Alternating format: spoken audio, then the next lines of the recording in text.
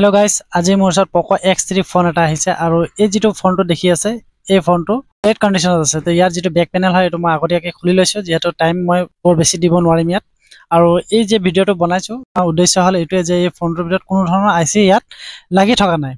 আৰু ইয়াত মই আপোনাক দেখাবলৈ চেষ্টা কৰিছো যে ইয়াত দেখি আছে যে ইয়াত যেটো চাৰ্জিং আইসি হয় या পাৱাৰ আইসি হয় এইখিনি গুটেখিনি খুলি থোৱা আছে ইয়াৰ ওপৰত আপুনি দেখিবলৈ পাইছে যে এটা টেপ লাগি আছে তো টেপটোৰ ভিতৰতে গুটেখিনি আইসি লগাই দিয়া হৈছে যি টেকনিশিয়ান ইয়াৰ ওপৰত কাম কৰিছে গুটেখিনি আইসি ইয়াত লগাই দিয়া হৈছে মই আপোনাক দেখাবলৈ চেষ্টা কৰিছো সব ইয়াত গুটেখিনি আইসি ইয়াত লাগি আছে তো ফটাফট মই আপোনাক বোৰ্ডটো এবাৰ দেখাবলৈ চেষ্টা কৰিম যে বোৰ্ডটোৰ কি কন্ডিশন হৈ আছে তো ইয়াত দেখিবলৈ পাইছে যে বোৰ্ডটোত যেটো CPU হয় CPU আৰু RAM এই দুটা বস্তু উলাই থোৱা আছে লগতে ইয়াত যেটো চাৰ্জিং আইসি আৰু পাৱাৰ আইসি এটো উঠাই থোৱা আছে প্লাস APT আইসি আৰু Wi-Fi আইসি এটোকো উলিয়াই থোৱা আছে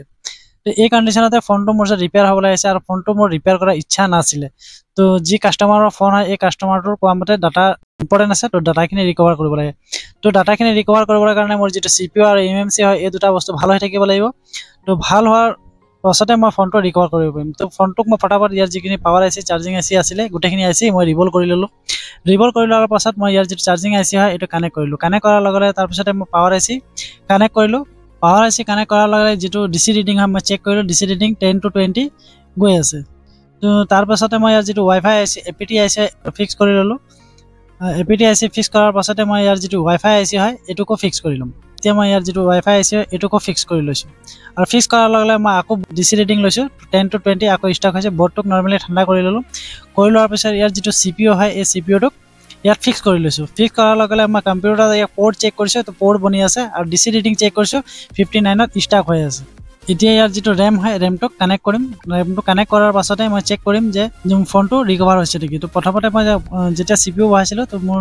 CPU ত পোৰ্ট বনাই আছিল আৰু বোৰ্ডটো মই আপোনাক দেখাবলৈ চেষ্টা কৰি যেটো এটোৱে আগত বোৰ্ডটো আছিল আপোনাক প্ৰথমত মই দেখুৱাই লৈছো আৰু ইয়াত সক এইটো বোৰ্ড হয় যেটো মই বোৰ্ড ৰিপেয়াৰ কৰিছো তো বোৰ্ডটো ফটাফট ইয়াত ফিক্স কৰিলো ফিক্স কৰাৰ লগে লগে চাৰ্জিংত কানেক্ট কৰিছো চাৰ্জিংত কানেক্ট কৰাৰ লগে লগে Poco লগা আহিছে Poco লগা আহাৰ পিছত ইয়াৰ বেটাৰি যেটো পাৰ্চেন্টেজ আছে 52% ইয়াত শো কৰি আছে তো এই কন্ডিশনতে পাৱাৰ সুইচ প্ৰেছ কৰিছো পাৱাৰ সুইচ প্ৰেছ কৰাৰ লগে লগে যেটো Poco লগা হয় এটো শো কৰিছে Poco আহিছে আৰু Poco আহাৰ পাছতে 2 মিনিট ওয়েট কৰিছো ওয়েট কৰাৰ পিছতে MIUI লগো আহি গৈছে তো MIUI লগো আহাৰ পিছতে ফোনটো ফাইনালি অন হৈ গল অন হৈ যোৱাৰ পিছতে ইয়াৰ ইমাৰ্জেন্সি কলত গৈ পিনে ইয়াৰ যেটো টাচ হয় এটো চেক যিখিনি CPU RAM পাৱাৰ আছে গুটেখিনি বেলেগ বেলেগ কৰি থোৱা হৈছিল আৰু ফোনটো অন হোৱা নাছিল আৰু এই ফোনটো মই প্ৰথমতে কৈছো যে ফোনটো মোৰ ৰিকভাৰ কৰাৰ ইচ্ছা নাছিল কিন্তু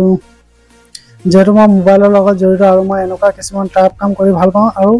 বিশেষ মই সময় দিব লাগে এতিয়া যেটো ফোন ৰিপেয়াৰ কৰিছো আপুনিটো হয়তো ভবাই নাই চাগে এই ফোনটো ৰিপেয়াৰ হ'ব বুলি তো এনেকুৱা কন্ডিশন হয় প্ৰায় কাস্টমাৰৰ লগত